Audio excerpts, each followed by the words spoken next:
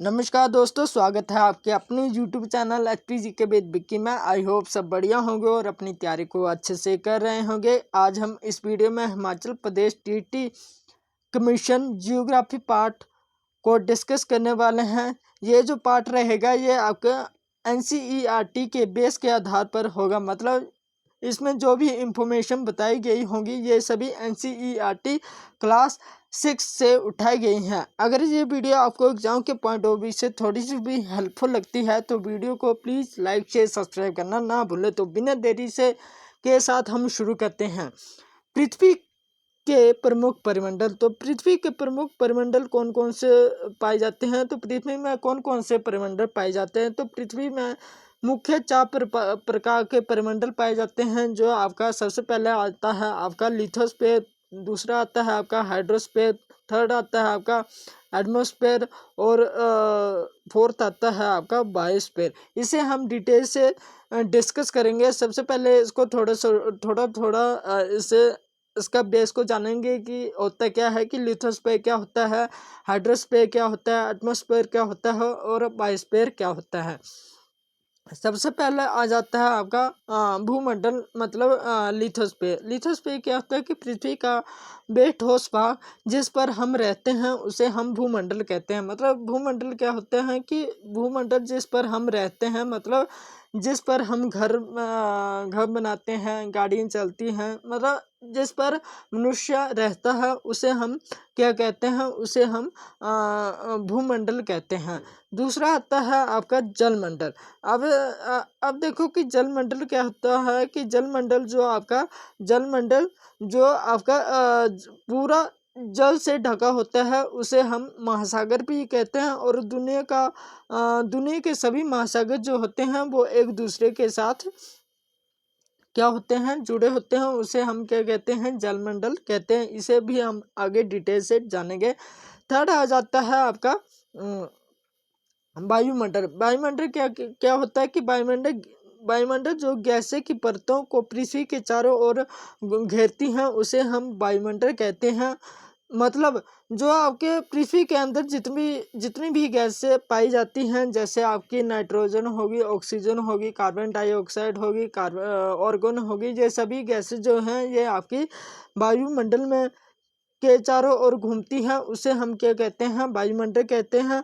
और वायुमंडल के आवरण जो पृथ्वी के चारों ओर घूमते हैं उसे हम क्या कहते हैं, वायुमंडल कहते हैं। जो जितनी भी आपको मैंने गैसें बताई, जैसे आपकी नाइट्रोजन, ऑक्सीजन, कार्बन डाइऑक्साइड, ये सभी जो गैसें जो होते हैं ये पृथ्वी के चारों ओर घूमती है, उसे हम क्या कहते हैं, वायुमंडल कहते हैं। फोर्थ आता है आपका जयमंडल। जयमंडल क्या होता है कि जिसमें स्थल, जल और वायु ये सभी मिलकर एक जयमंडल का निर्माण करते हैं, उसे हम क्या कहते हैं, जयमंडल कहते हैं। सबसे पहले हम देख लेते हैं आपका भूमंडल। भूमंडल क्या होता है इसे हम डिटेल से डिस्कस करेंगे। अब देखो भूमंडल क्या क्या कहते हैं। भूमंडल को आपको भूप्रपट्टी भी कहते हैं।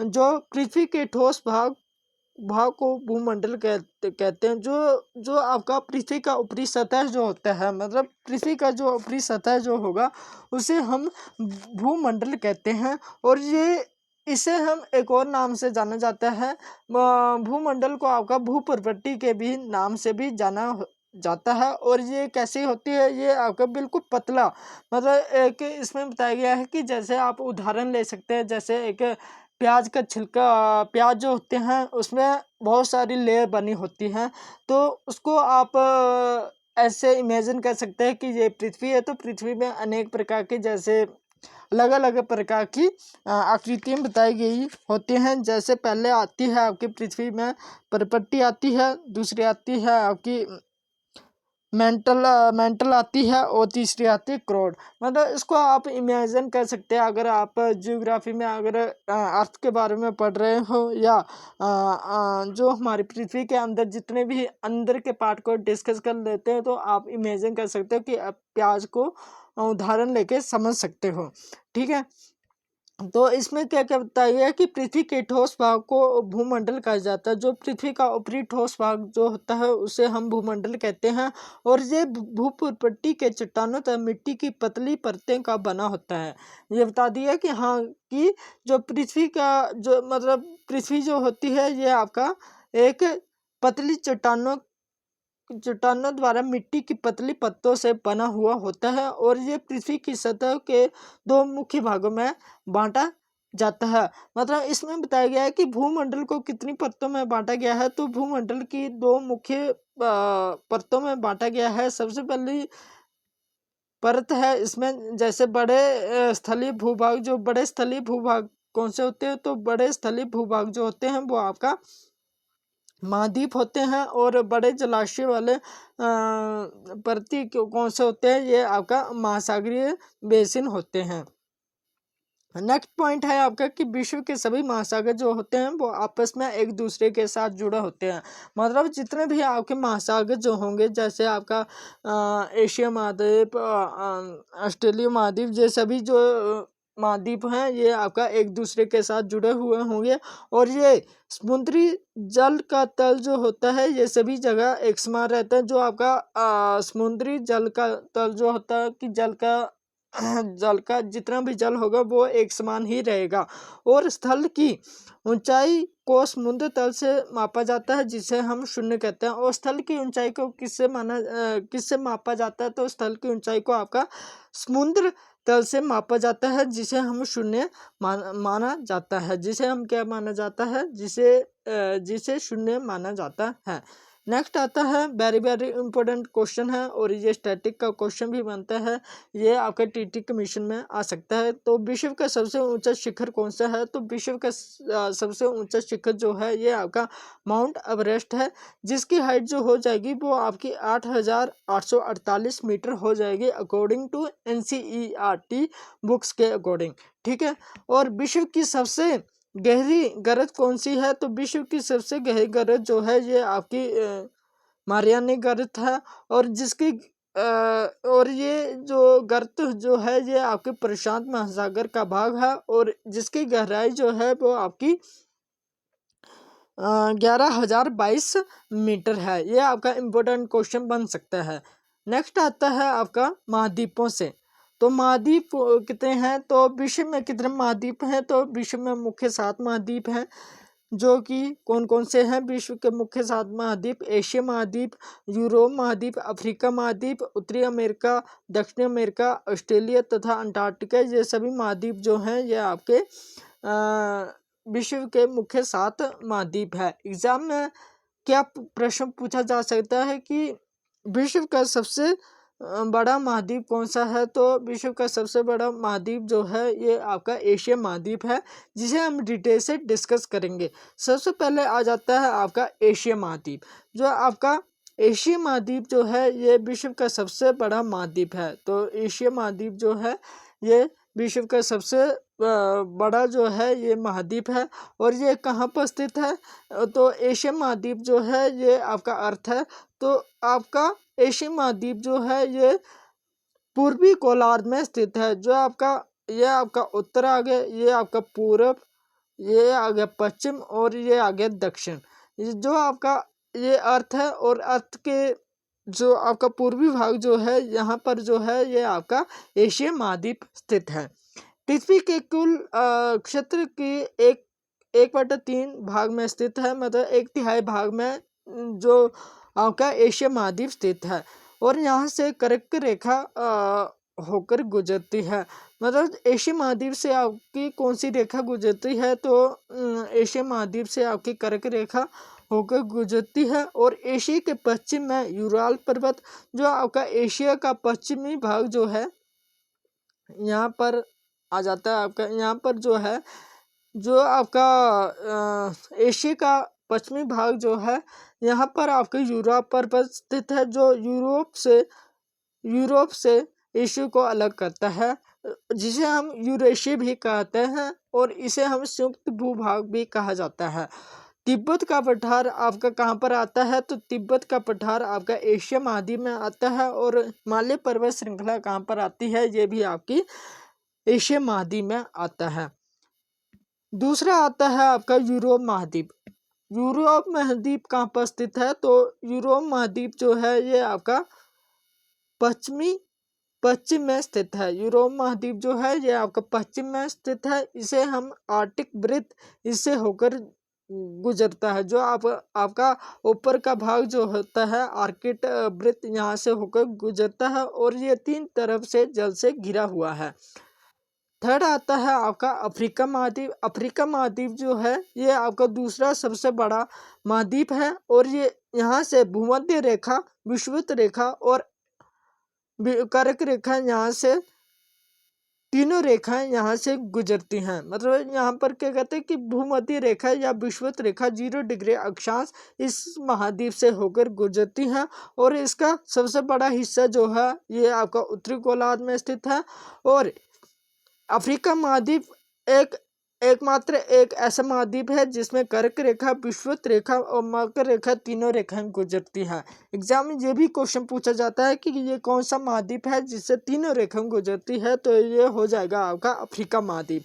अफ्रीका महाद्वीप जो है जहाँ से आपके कर्क रेखा, विषुवत रेखा और मकर रेखा तीनों रेखाएं जो है ये आपकी गुजरती हैं। विश्व का सबसे गर्म रेगिस्तान कहाँ पर स्थित है? तो विश्व का सबसे गर्म रेगिस्तान जो है ये भी आपका अफ्रीका महाद्वीप में स्थित है, जिसे हम सहारा रेगिस्तान के नाम से जाना जाता है। चारों ओर से समुद्र व महासागरों से घिरा हुआ है और जो आपका अफ्रीका महाद्वीप से जो है ये चारों तरफ समुद्र की ओर से घिरा हुआ है। और विश्व की सबसे लंबी नदी जो है ये आपकी अफ्रीका महाद्वीप में स्थित है और ये इस नदी का क्या नाम है? तो इस नदी का नाम आपका नील नदी है। नील नदी जो है ये आपका अफ्रीका महाद्वीप में स्थित है। फोर्थ आता है आपका उत्तरी अमेरिका। उत्तरी अमेरिका जो है ये विश्व का तीसरा सबसे बड़ा महाद्वीप है। ये दक्षिण अमेरिका के संक्रीय स्थल से जुड़ा हुआ है, जिसे हम क्या कहते हैं? जिसे हम पनामा जल संधि कहते हैं। पनामा जल संधि किसे कहते हैं? जो आपके दक्षिण अमेरिका के संक्रीय स्थल में से जुड़ा हुआ है उसे हम पनामा जल संधि कहते हैं। उत्तरी और पश्चिमी गोलार्ध में स्थित है। जो आपका उत्तरी अमेरिका महाद्वीप जो है ये आपका कहाँ पर स्थित है? ये आपका उत्तरी पश्चिमी गोलार्ध में स्थित है और ये महासागर 3 महासागरों से घिरा हुआ है। मतलब कौन सा महाद्वीप जो 3 महासागरों से घिरा हुआ है? तो वो हो जाएगा आपका उत्तरी अमेरिका। ठीक है। और फिफ्थ आता है आपका दक्षिणी अमेरिका। दक्षिणी अमेरिका को अधिकांश भाग जो होता है वो आपका दक्षिणी गोलार्ध में स्थित है। जो आपका दक्षिणी अमेरिका का जो अधिकांश भाग जो है ये आपका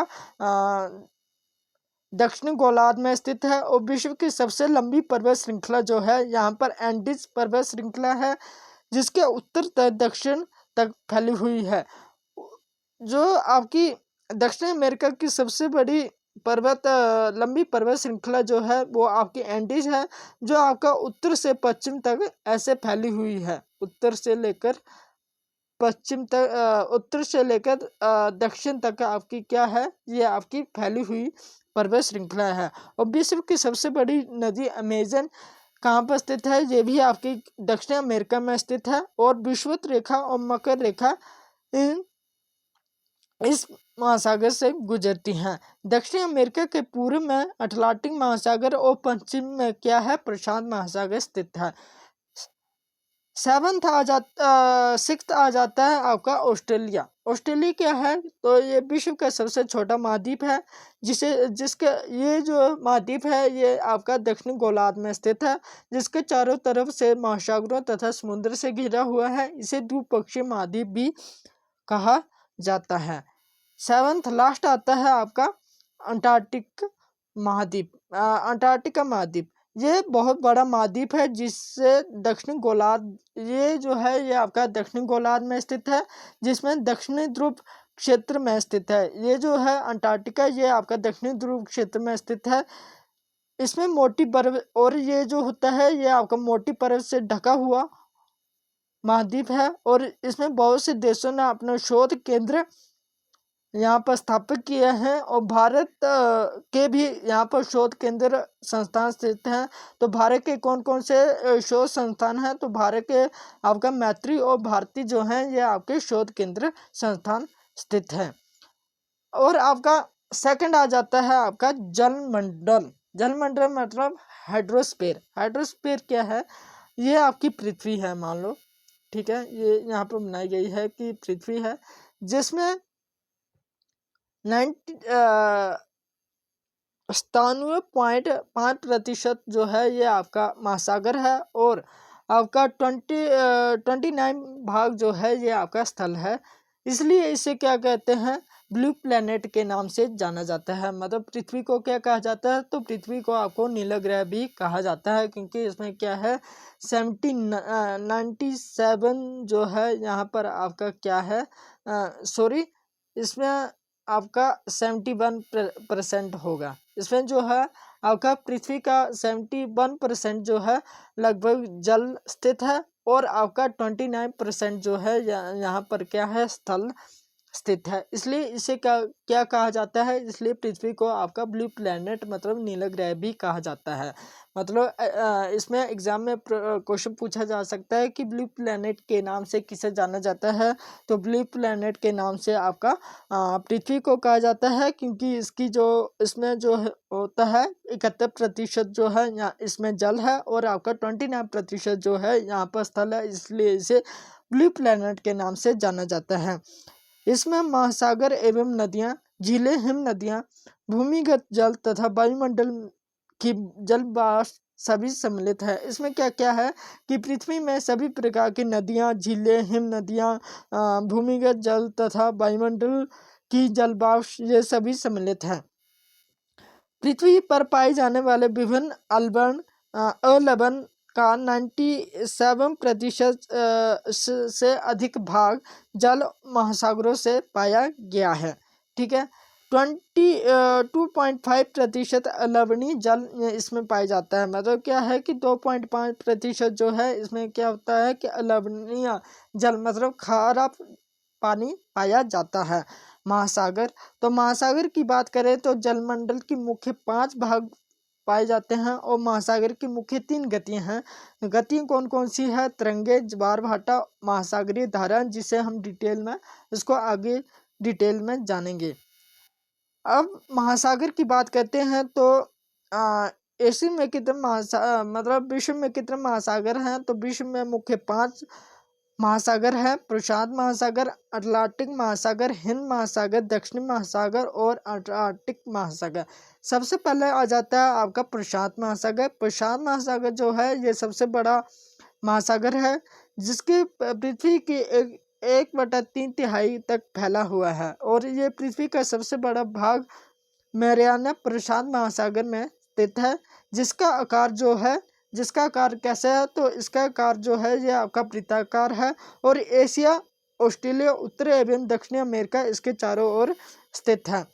दूसरा आता है आपका अटलांटिक महासागर। अटलांटिक महासागर जो है ये दूसरा सबसे बड़ा महासागर है।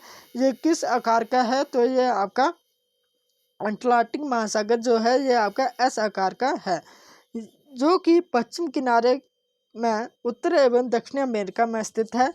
इसका पूर्वी किनारे में यूरोप एवं अफ्रीका स्थित है। मतलब यहाँ पर अटलांटिक महासागर के पूर्वी किनारे में यूरोप और अफ्रीका स्थित है, और पश्चिमी किनारे में कौन कौन से स्थित है, कौन से देश स्थित हैं? तो दक्षिणी अमेरिका स्थित है।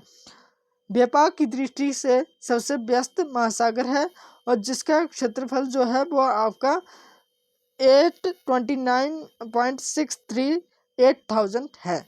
नेक्स्ट आ जाता है आपका अटलांटिक महासागर की बात करें तो ये आपका दक्षिण में अंटार्कटिका, उत्तर में ग्रीनलैंड, हडसन की खाड़ी, बाल्टिक सागर, उत्तरी अमेरिका के तट स्थित है। नेक्स्ट आता है आपका हिंद महासागर। हिंद महासागर जो है ये एक ऐसा महासागर है जिसका नाम किसी देश के नाम से पड़ा है, जिसे भारत के नाम से पड़ा है, जिसका आकार जो है ये आपका त्रिभुज आकार है, और इसके उत्तर में एशिया, पश्चिम में अफ्रीका तथा पूर्व में ऑस्ट्रेलिया स्थित है, जिसका क्षेत्रफल जो है वो आपका 7.3425 वर्ग किलोमीटर है। हिंद महासागर का गहरी गर्त कौन सी है? तो हिंद महासागर की सबसे बड़ी मतलब गहरी गर्त जो है वो आपकी सुंडा गर्त है। एग्जाम में क्या प्रश्न पूछा जा सकता है कि हिंद महासागर की सबसे गहरी गरज कौन सी है? तो हिंद महासागर की सबसे बड़ी गहरी गरज जो है वो आपकी सुंडा गरज है। इस महासागर का सबसे बड़ा द्वीप जो है वो आपका मेडागास्कर है। ठीक है, एग्जाम में जैसे आप मैप के थ्रू भी देख सकते हैं, जैसे आपके उत्तर में एशिया महाद्वीप है, पूर्वी में ऑस्ट्रेलिया महाद्वीप है, दक्षिण में आपका आर्कटिक महाद्वीप है और पश्चिम में आपका अफ्रीका महाद्वीप है। ऊपर से आपकी कर्क रेखा गुजर रही है जो कि अटलांटिक महासागर जो आपका उत्तरी पश्चिमी भाग में स्थित है, और हिंद महासागर जो है जहाँ से आपकी मकर रेखा गुजर रही है। नेक्स्ट आता है आपका दक्षिण महासागर। दक्षिण महासागर जो है ये आपका अंटार्कटिका महाद्वीप के चारों ओर घेरता है।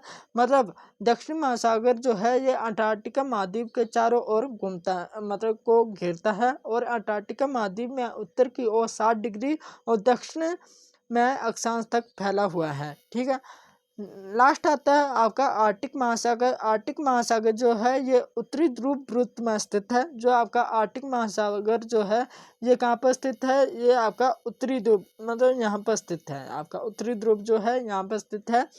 उत्तरी ध्रुव के चारों ओर फैला हुआ है, मतलब यहाँ पर हमेशा बर्फ पाई जाती है। प्रशांत महासागर से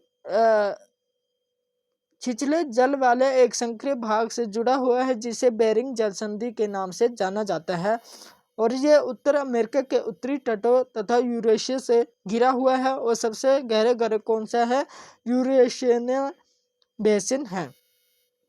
नेक्स्ट आता है आपका वायुमंडल, जिसे हम डिटेल से डिस्कस करते हैं। सबसे पहले हमने क्या क्या पढ़ा? सबसे पहले हमने ये जाना कि भूमंडल क्या होता है, सेकंड जाना कि जलमंडल क्या होता है, और लास्ट पढ़ेंगे हम वायुमंडल। वायुमंडल क्या होता है जिसे हम डिटेल से डिस्कस कर लेते हैं। अगर ये वीडियो आपको एग्जाम के पॉइंट ऑफ व्यू से आपको हेल्पफुल लग रही हो तो वीडियो को प्लीज़ शेयर करना ना भूलें, क्योंकि इस वीडियो को बनाने में बहुत ज़्यादा मेरी मेहनत लगी है। तो वीडियो को प्लीज़ लाइक शेयर कमेंट करना ना भूलें। तो लास्ट है आपका वायुमंडल। वायुमंडल क्या है कि हमारी पृथ्वी के चारों ओर से सभी प्रकार की गैसेज जो होते हैं जो हमारी पृथ्वी के परत की ओर इर्द गिर्द घूमती रहती है उसे हम क्या कहते हैं? वायुमंडल कहते हैं। वायुमंडल में 1600 किलोमीटर की ऊंचाई तक फैला हुआ है। इसमें अनुमान बताया गया है कि वायुमंडल कितनी ऊंचाई तक फैला हुआ है? तो वायुमंडल जो है आपकी 1600 किलोमीटर की ऊंचाई तक फैला हुआ है। जिसमें वायुमंडल में मुख्य गैसें कौन कौन सी पाई जाती है? तो वायुमंडल में मुख्य रूप से गैसें आपका oxygen, nitrogen, organ, carbon dioxide, neon, ozone, ये आदि सभी गैसें जो हैं ये पाई जाती हैं। वायुमंडल के ऊपरी परत के मध्य को वायु विज्ञान मतलब एक्रोलॉजी कहा जाता है, और आपकी निचली परत के मध्य को क्या कहा जाता है? ये आपका ऋतु विज्ञान भी कहा जाता है। वायुमंडल की मुख्य परतें कौन कौन सी है? तो वायुमंडल की मुख्य गैसें कौन कौन सी है? तो वायुमंडल की मुख्य गैसें जो हैं ये आपका नाइट्रोजन, ऑक्सीजन, कार्बन डाइऑक्साइड और आर्गन है। नाइट्रोजन गैस कितनी है? तो नाइट्रोजन गैस जो है वो आपके 78.08 है। ऑक्सीजन जो है 20.94 है। कार्बन डाइऑक्साइड 0.03 है, और आपका ऑर्गन जो है वो आपका 0.93% है। तो पृथ्वी में सबसे ज़्यादा गैस कौन सी पाई जाती है? तो पृथ्वी में सबसे ज़्यादा गैस जो है ये आपका नाइट्रोजन पाई जाती है। सबसे पहले आती है आपकी नाइट्रोजन गैस। नाइट्रोजन गैस जो है ये सर्वाधिक मात्रा में पाई जाने वाली गैस है, जिसका ये कितने पॉइंट पाई जाती है? तो 78.08% जो है ये आपकी नाइट्रोजन गैस पाई जाती है। वनस्पतियों के लिए ये अत्यधिक लाभदायक होती है। उसमें आग को नियंत्रण किया जाता है, नाइट्रोजन से आग को नियंत्रण किया जाता है, और वनस्पति में प्रोटीन का निर्माण करती है। और वायुमंडल में 128 किलोमीटर की ऊंचाई तक फैली हुई है। नाइट्रोजन कितने तक फैली हुई है? तो नाइट्रोजन जो है ये आपके वायुमंडल में 128 किलोमीटर की ऊंचाई तक फैली हुई गैस है। दूसरी आती है आपकी ऑक्सीजन। ऑक्सीजन जो है होती है ये आपकी दूसरी प्रमुख गैस है। ये आपका जीवन यापनी गैस भी कहते हैं। हम कौन सी गैस लेते हैं? तो ऑक्सीजन जो है हम ऑक्सीजन गैस लेते हैं और छोड़ते कौन सी है, कार्बन डाइऑक्साइड, जिसकी मात्रा जो है ये आपकी 20.95% है। और ये पेड़ पौधे प्रकाश संश्लेषण द्वारा इसे वायुमंडल में छोड़ते हैं। मनुष्य और जंतु के लिए बहुत आवश्यक है। और सूर्य ऊर्जा का मुख्य स्रोत जो है ये आपका ऑक्सीजन है। 64 किलोमीटर की ऊंचाई तक ये गैस फैली हुई है। नेक्स्ट आती है आपकी कार्बन डाइऑक्साइड, सबसे भारी गैस कहती है और ये सबसे निचली परत में 32 किलोमीटर की ऊंचाई तक होती है। और लास्ट आती है आपकी ओजोन, ये सूर्य की आने वाली तेज पराबैंगनी किरणों को अवशोषित कर लेती है। अगर ये वीडियो आपको एग्जाम के पॉइंट ऑफ व्यू से थोड़ी सी भी हेल्पफुल लगी हो तो वीडियो को प्लीज़ लाइक शेयर सब्सक्राइब करना ना भूले। Thank you. जय हिंद, जय हिमाचल।